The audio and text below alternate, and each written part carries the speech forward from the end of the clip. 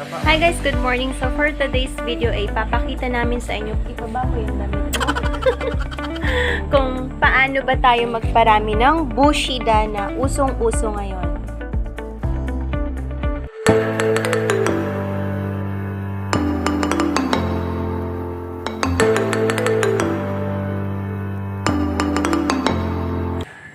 So ngayon maghahanap muna kami kung saan tayo pwedeng mag-cut or magbalat para makaparami tayo ng bushida. So usong-uso ito ngayon. Ano yung kutsilyo? Bakit kailangan mo pa magkuha ng kutsilyo? May kutsilyo ka naman dyan. Nye! Ito pwede. This one. Sa pinaka-ano niya. Ganito po, magmamarkot. Una, babalatan muna natin.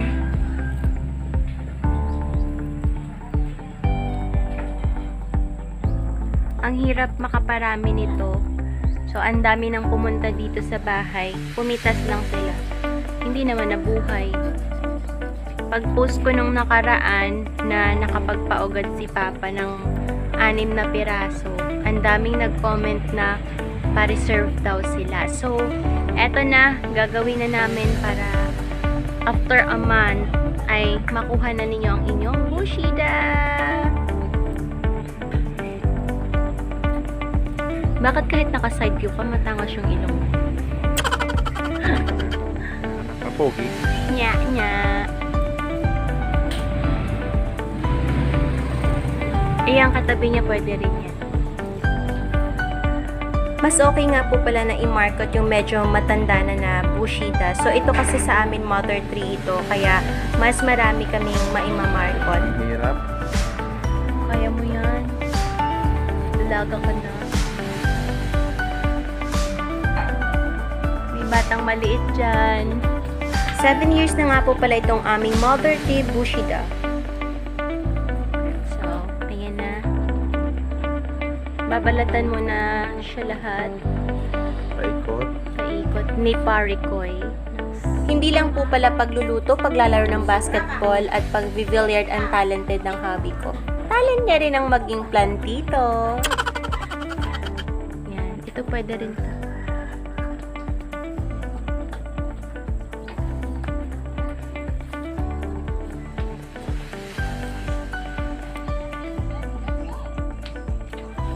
No, yung gate.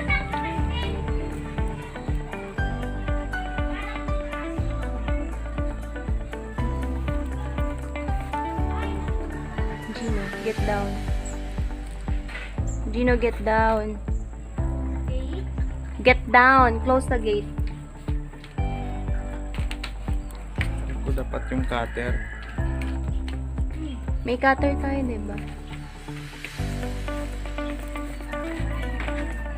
So, eto pwede rin ito. Dito. Tapos, ito pwede na rin.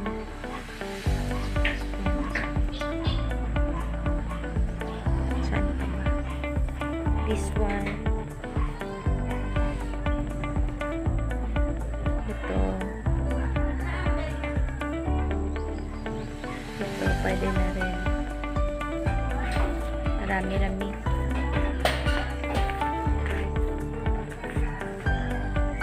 Ayun o, dami dito banda, pero mataas na.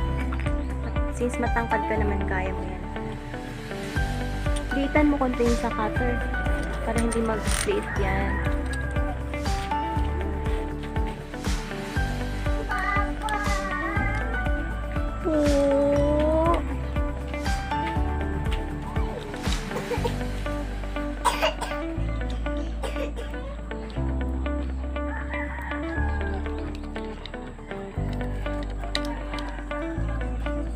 Naku, may palaka, nakaakyat mo.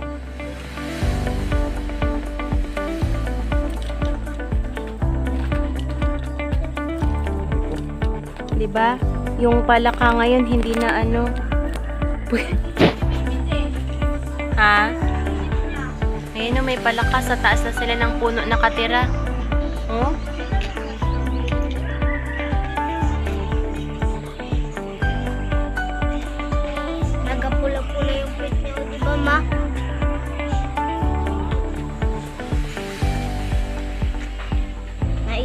din ako yan dati sa Ujong Daba.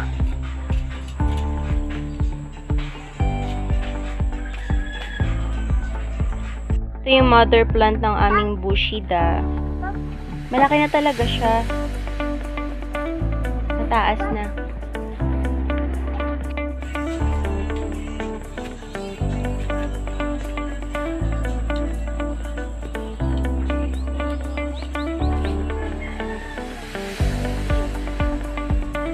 Ang dami pang pwede.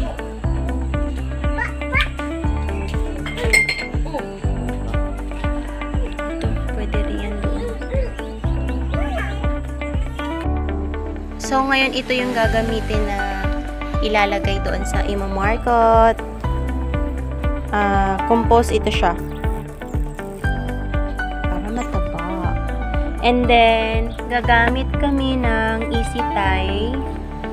Ito, para mas madali siyang maikli yung gamit ni Papa nakaraan. No?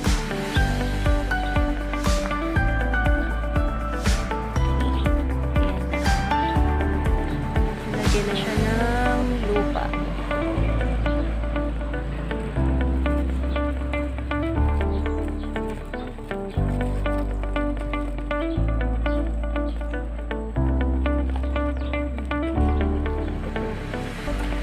Sige lang.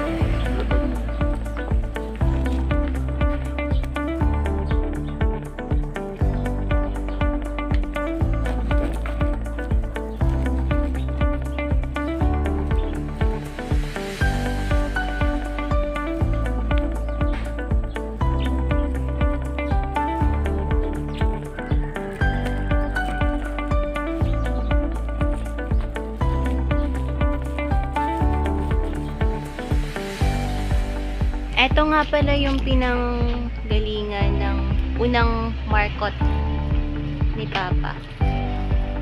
So, successful yan lahat. Dami pa dun sa taas. Pwede.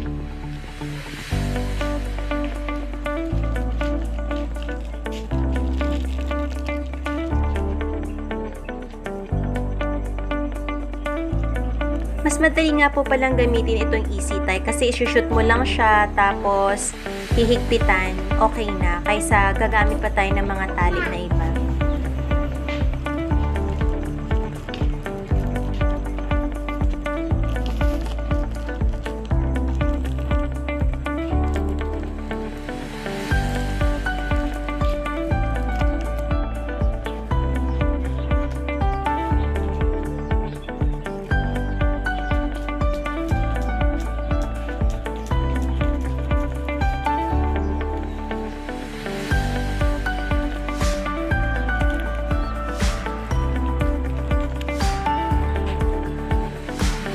Markot ng bushita, kasama na yung experience na matutuso ka sa mga tinik-tinik niya. Tama?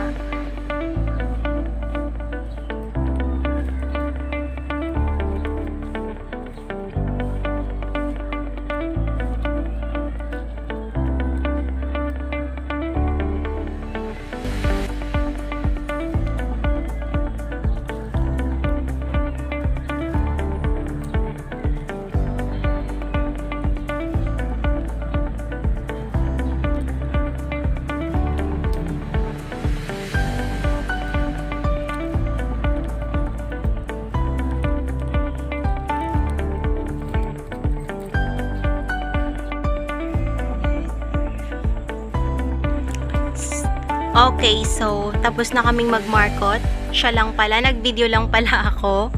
So after 1 month, i-check natin ito. Sa December, maganda na to, may ugat na siya.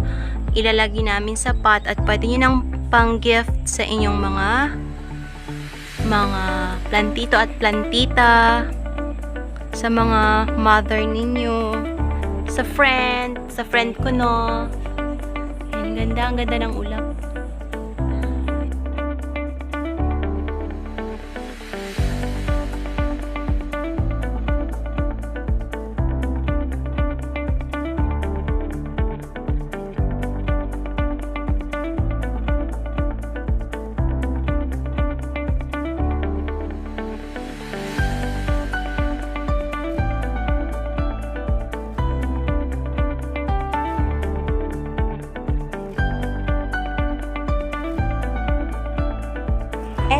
pala yung unang na markot. Buhay na siya at may ugat na rin ito. Nung time na to, nagpa-plan pa lang kami na mag-market pa kami ng marami dahil nga maraming nagpa-reserve. So, ayan.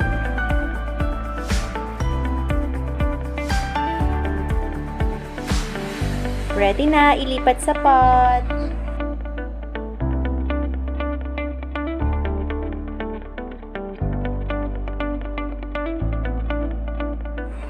Ito yung ugat niya. Yan, yung dalawang white na yan. At sa kabila, meron diyang ugat. Kapag ganito na yung ugat, kailangan na siyang ilipat sa pot. Dahil nangangailangan na siya ng maraming lupa. Thank you for watching. This is Team Balato. Pag naka-monetize kami, may balato kayo. It's Roxanne and...